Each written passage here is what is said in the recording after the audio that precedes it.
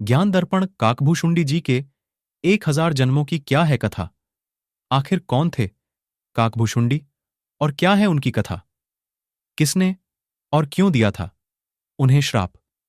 माता सीता को रावण के चंगुल से छुटाने में कैसे की थी काकभूषुंडी ने भगवान राम की सहायता? आखिर क्यों लेना पड़ा था उन्हें 1000 बार जन्म? क्यों काकभूषुंडी पर क्रोधित हुए थे भगवान शिव? आइए इन प्रश्नों का उत्तर जानते हैं धार्मिक जर्नी पर।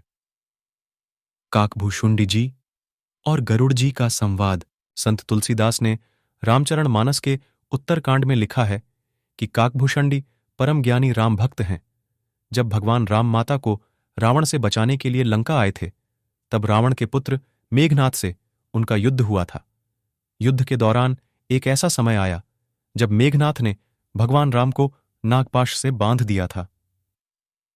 देवर्षि नारद के कहने पर गरुड़ जो कि सर्वभक्षी थे, जिन्होंने नागपाश के सभी नागों को प्रताड़ित कर भगवान राम को नागों के बंधन से छुटाया, लेकिन वहीं भगवान राम के नागपाश से बंध जाने के कारण गरुड़ को भगवान राम के परम ब्रह्म होने पर संदेह हो गया। गरुड़ के इस संदेह को दूर करने के लिए देवर्षि नारद ने गरुड़ को भगवान ब्रह्म जी के पास भेजा। वहीं ब्रह्म जी ने कहा कि तुम्हारा संदेह भगवान शिव दूर कर सकते हैं। वहीं भगवान शिव ने भी गरुड़ को उनका संदेह मिटाने के लिए काकभूषुंडी के पास भेज दिया। अंत में काकभूषुंडी जी ने भगवान राम जी के चरित्र पवित्र कथा गरुड़ को सुनाई और गरुड़ के संदेह को दूर किया। भगवान राम के प्रति उनके संदेह को समाप्त करने के बाद काकभूषुंडी जी ने गरुड़ को स्वयं की कथा सुनाई। काकभूषुंडी की कहानी। काकभूषुंडी जी का प्रथम जन्म अयोध्यापुरी में क्षुद्र के घर हुआ। अपने उस जन्म में वह भगवान शिव के बहुत बड़े भक्त थे, किंतु अभिमानपूर्वक अन्य देवताओं की निंदा करते थे। एक बार अयोध्या में अकाल पड़ गया। उस समय काकभूषुंडी जी अयोध्या छोड़ उज्जैन चले गए। वहां वह एक दयालु ब्राह्मण की सेवा करने लगे और उनके ही साथ रहने लगे। उन्होंने काकभूषुंडी को भगवान शिव जी का मंत्र दे दिया। भगवान शिव जी का मंत्र पाकर उसका अभिमान और बढ़ गया और वह भगवान विष्णु से द्रोह करने लगा। उनके गुरु ब्राह्मण ने इस बात से दुखी होकर काकभूषुंडी को भगवान श्री राम की भक्ति का उपदेश दिया। एक बार उस क्षुद्र ने भगवान शिव के मंदिर में अपने ही गुरु का अपमान कर दिया, जिसके बाद भगवान शिव ने आकाशवाणी कर उसे श्राप दिया और कहा कि हे पापी, तूने अपने गुरु का अपमान किया है, इसलिए तू सर्प की अधम योनि में चला जा।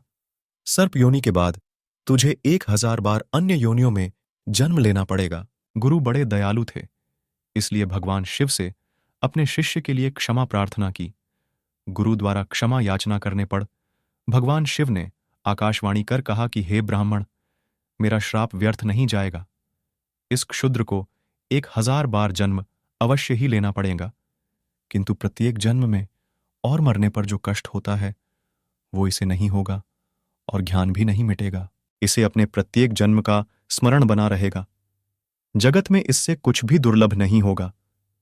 मेरी कृपा से इसे श्री राम के चरणों के प्रति भक्ति भी प्राप्त होगी। इसके बाद उस क्षुद्र ने विंध्याचल में जाकर सर्प योनि प्राप्त की। कुछ काल बीतने पर उसने उस शरीर को बिना किसी कष्ट के त्याग दिया। वो जब भी कोई भी शरीर त्यागता था, उसे बिना किसी कष्ट के त्याग सकता था। अपने प्रत्येक जन्म की याद उसे बनी रहती थी। प्रभु श्री राम के प्रति भक्ति भी उसमें उत्पन्न हो गई थी। अंतिम जन्म उसने ब्राह्मण का पाया। ब्राह्मण हो जाने पर ज्ञान प्राप्ति के लिए लोमस अर्षि के पास गया।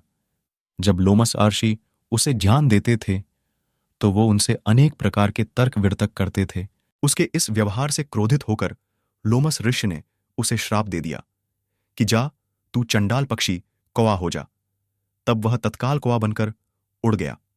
श्राप देने के बाद लोमस ऋषि को अपने इस श्राप पर पश्चाताप हुआ और उन्होंने इस कौवा को वापस बुलाकर राम मंत्र दिया। इसी के साथ इच्छा मुक्ति का वरदान भी दिया।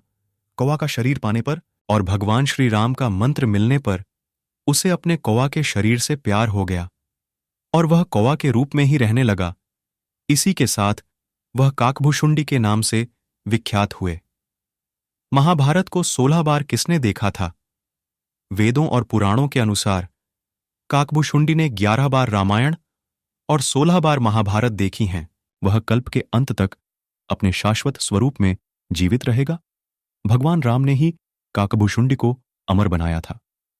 कौए के रूप में अपने एक जन्म के दौरान काकभूषुंडी की मुलाकात बालक राम से हुई। प्रभु खेल रहे थे और उसने उसे पकड़ने की कोशिश की। समय आने पर काकभूषुंडी को भगवान के मुख के दर्शन हुए। अपने मुख में आकाश गंगाओं और ब्रह्मांड को देखने के बाद काकभूषुंडी ने भगवान राम से दूर उड़ना बंद कर दिया और उनके पास लौट आए। काकभूषुंडी ने जगन्नाथ भगवान राम को न पहचानने के लिए क्षमा मांगी। भगवान ने उन्हें दिव्य मुस्कान दी और काकभूषुंडी से उनकी इच्छा पूछी। काकभूषुंडी ने कहा कि वह भगवान राम के प्रति अपनी भक्ति हमेशा हमेशा के लिए प्रदान करना चाहते हैं। काकभूषुंडी के प्रेम और समर्पण से प्रसन्न होकर भगवान राम ने उन्हें आशीर्वाद दिया कि काल समय काकभूषुंडी को नहीं मार सकता और वह इस कल्प के अंत तक जीवित रहेंगे। संत द्वारा प्राप्त शाश्वत आनंद को काकभूषुंडी समय यात्रा कहा जाता है। वीडियो अच्छा लगा हो तो सब्सक्राइब जरूर करना, लाइक करना मत भूलना और कमेंट में जय श्री कृष्णा लिखते जाना।